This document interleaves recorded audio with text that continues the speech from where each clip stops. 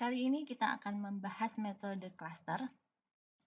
Metode cluster merupakan teknik analisis multivariat metode interdependent. Artinya, variabel-variabel dalam metode cluster tidak dibedakan antara variabel dependent atau independen. Jadi semua kedudukan variabelnya adalah sama. Sama seperti analisis faktor dan komponen utama juga merupakan metode interdependent.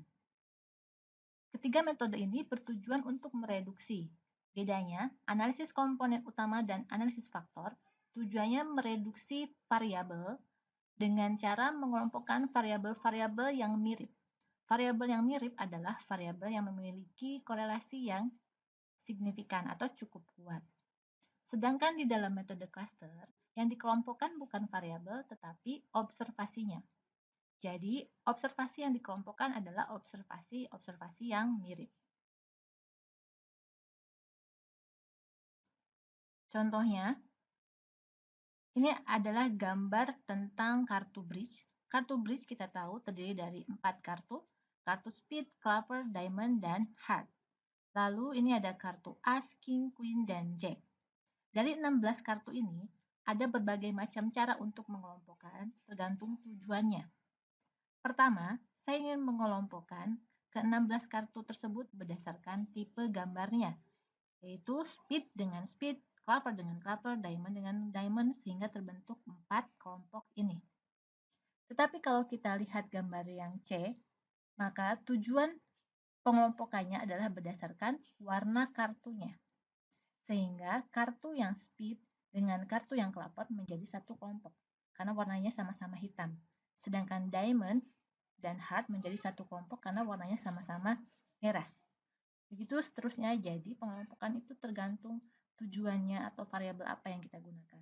Kalau ini variabelnya adalah variabel warna kartu, kalau ini adalah variabelnya jenis gambar kartu.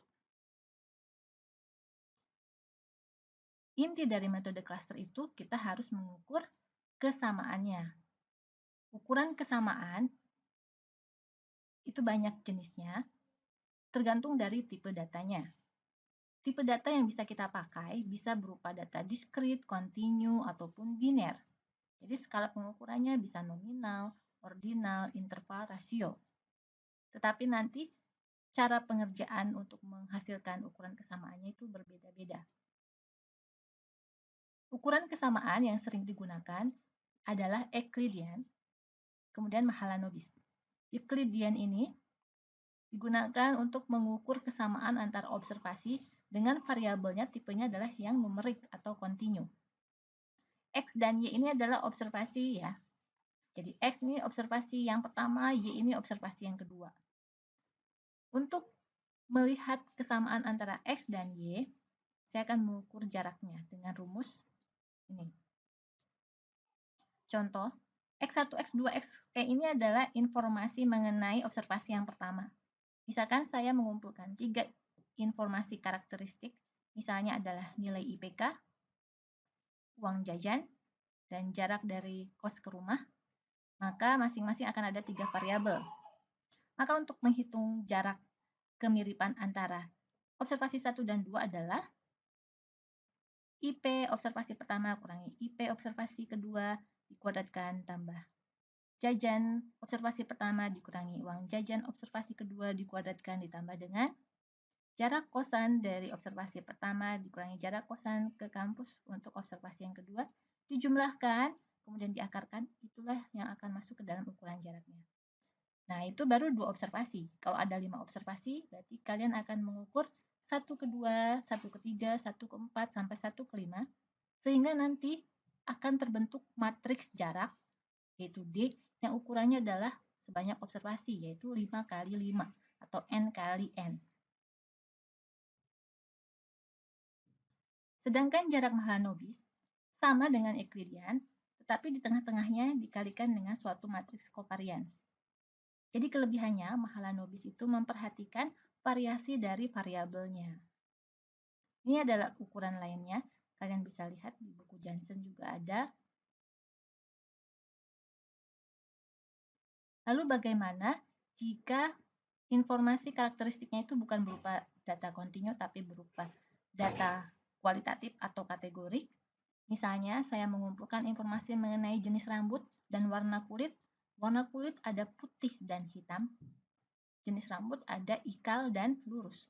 Bagaimana saya mengukur jarak antara lurus dan ikal? Itu tidak mungkin dikerjakan secara numerik. Tetapi, jika kita ingin menggunakan ukuran jarak Euclidean, maka kategori tersebut harus kita jadikan menjadi numerik. Caranya adalah kita menumerikan kode-kode tersebut. Contoh, di sini ada data informasi mengenai 5 observasi terdiri dari 6 variabel: tinggi, berat, warna mata, warna rambut, kecenderungan tangannya, dan jenis kelamin. 4 variabel terakhir ini merupakan data kategorik. Tidak bisa diukur jaraknya secara langsung. Sedangkan 2 variabel ini merupakan data numerik. Bisa dihitung dengan Euclidean. Nah, kita harus membuat data kategori ini menjadi suatu data numerik dengan cara menggantinya menjadi suatu nilai 1 atau 0. Pengkategorian ini yang menentukan adalah peneliti. Ini supaya sama semua cara pengukurannya, maka height dan weight pun kita buat record baru, ya, jadi 1,0. Nah, setelah kita melakukan renumerisasi data-data ini, kemudian kita akan menghitung D, jarak kemiripan antara pasangan observasi. Pertama, antar observasi 1 dan 2 untuk seluruh variabel. Untuk variabel pertama, untuk tinggi, individu 1 tingginya 68. Jika tingginya 68, maka dia kurang dari 72, isinya adalah 0. Observasi 2 tingginya 73, lebih dari 72, maka isinya adalah 1. Kemudian mengenai weight, juga kita lihat isiannya berdasarkan kategori ini, kita samakan. Setelah itu kita buat tabel kontingensi. Tabel kontingensi ini adalah berisi berapa jumlah yang cocok, sama-sama isiannya 1. Ini 1, ada 1. Yang isiannya 1, 0, individu 1, 0. Berarti ada 1, 2, 1, 0, lalu 0, 1 ada 3. Ini namanya tabel kontingensi. Atau kita bisa lihat di rumus ini. Yang mirip itu adalah yang diagonal, karena sama-sama isinya 1 atau 0. Setelah kita membuat tabel kontingensi, maka baru kita bisa menghitung jarak kemiripannya. Jarak kemiripannya yang mana? Ini. Misalkan kita menganggap setiap kejadian itu peluangnya atau weight-nya seimbang, sama. Ya, seperti warna mata itu equal weight-nya, maka kita menggunakan rumus yang ini. A plus D itu adalah nilai diagonal, P itu adalah total semuanya. Ya. Maka jarak kemiripan antara observasi 1 dan 2 itu adalah 1 plus 0 dibagi dengan 6. 1 per 6. Masukkan ke dalam matriks jarak. 1 per 6. Nah, begitu. Untuk sel-sel berikutnya, kalian pun lakukan sama. Kalian buat dulu tabel kontingensi untuk observasi 3 dan 1, dan seterusnya. Nilai yang paling mendekati 1 berarti itu yang paling mirip. Berarti kesamaannya paling banyak.